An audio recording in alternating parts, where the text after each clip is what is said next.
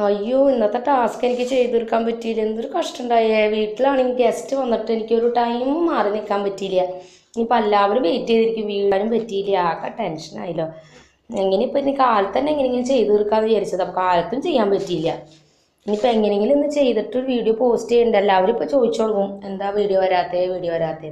Hello കൂട്ടുകാരെ, മലയാളി മോമിലേക്ക് നിങ്ങൾക്ക് വീണ്ടും സ്വാഗതം. അപ്പോൾ നേരത്തെ പറഞ്ഞ പോലെ ഞാൻ ഇത്തിരി ടെൻഷനിലായിപ്പോയി. സോറി ഇട്ടാ. ഞാൻ ഇന്നലെ എനിക്കൊരു ഗസ്റ്റ് ഉണ്ടായിരുന്ന കാരണം ടാസ്ക് കാലത്ത് തന്നെ പോസ്റ്റ് ചെയ്യാൻ പറ്റിയില്ല.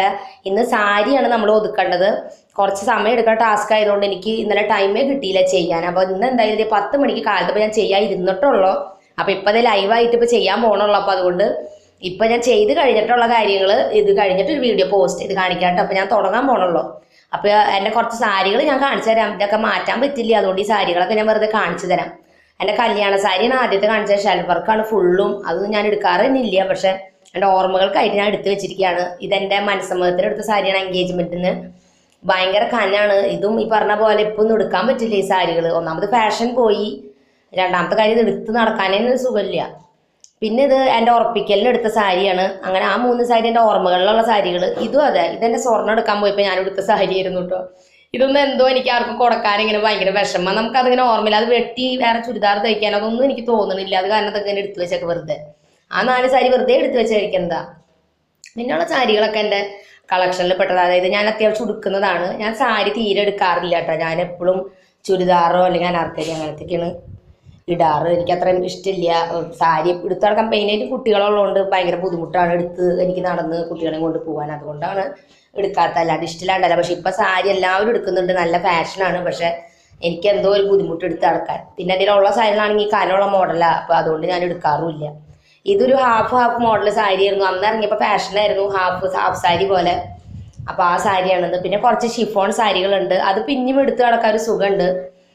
എന്താ പറയുക, ഈ ഷിഫോൺ സാരികൾ. പക്ഷെ ഇത് മടക്കി വെക്കാൻ എനിക്ക് വല്ലാത്ത മടിയാണ്. എനിക്ക് സാരി മടക്കാന്ന് വെച്ചാൽ ഭയങ്കര ഇഷ്ടമില്ലാത്തൊരു ജോലി. ആകെ സാരി മടക്കലാണ്. ഞാൻ എടുക്കാറുമില്ല. അതുകൊണ്ട് മടക്കി വെക്കാനോ മെയിൻറ്റെയിൻ ചെയ്യാൻ എനിക്ക് ഇഷ്ടമല്ല.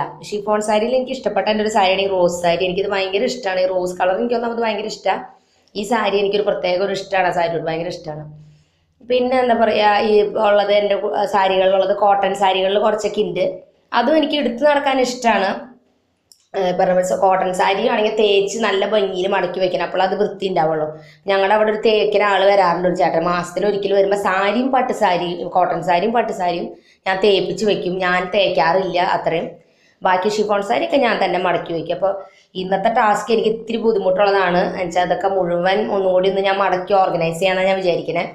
തേക്കാനുള്ളതൊക്കെ ഒന്ന് തേക്കണം, എന്നിട്ട് നന്നായി ഒന്ന് ഒതുക്കി വെക്കണം എന്നാണ് എൻ്റെ ഒരു പ്ലാൻ. പിന്നെ ഈ ഒഴുകണ സാരികളാണെങ്കിൽ എപ്പോഴും മടക്കി വെക്കുമ്പോൾ അത് അത്ര ഒതുങ്ങിയിരിക്കുന്ന പോലെ തോന്നുന്നില്ല. അപ്പോൾ അതിന് എന്തെങ്കിലും ഒരു ടെക്നിക്ക് എനിക്ക് കണ്ടുപിടിക്കണം. സാരി ബാഗിൽ വെക്കുക എന്തെങ്കിലും ചെയ്യണം.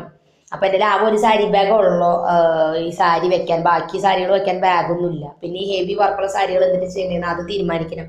അങ്ങനെ കുറേ കാര്യങ്ങൾ ആലോചിക്കണം. ഈ ഒരു സാരീനെ പറ്റി അതുമാതിരി അതിൻ്റെ സ്കേർട്ട്, അതിൻ്റെ ബ്ലൗസ് ഞാൻ സാരിയുടെ കൂടെ തന്നെ വെക്കാനാണ് എൻ്റെ പ്ലാൻ. അപ്പോൾ അതൊക്കെ ഒന്ന് ആലോചിച്ച് അതൊന്ന് പ്ലാൻ ചെയ്ത് തീർത്ത ശേഷം നിങ്ങളെ ഞാൻ ടാസ്ക് ചെയ്ത് തീർത്ത ശേഷം ഞാൻ കാണിച്ചു തരുന്നതായിരിക്കും നല്ലത്. ഇപ്പോൾ എനിക്കൊന്നും വീഡിയോയിൽ കാണിച്ചു തരാനില്ല. അപ്പോൾ ഞാൻ ഇപ്പോൾ ചെയ്തുകൊണ്ടിരിക്കുകയാണല്ലോ. അപ്പോൾ എല്ലാവരും എന്ത് പറ്റിയും ചോദിക്കണോണ്ട് വേഗം ഞാൻ ഒന്ന് പോസ്റ്റ് ചെയ്തതാണ്. ടാസ്ക് ചെയ്തുകൊണ്ടിരിക്കുകയാണ്. അപ്പോൾ ഇന്ന് ചെയ്തിട്ട് ഇന്ന് തന്നെ ഞാൻ പോസ്റ്റ് ചെയ്യാം.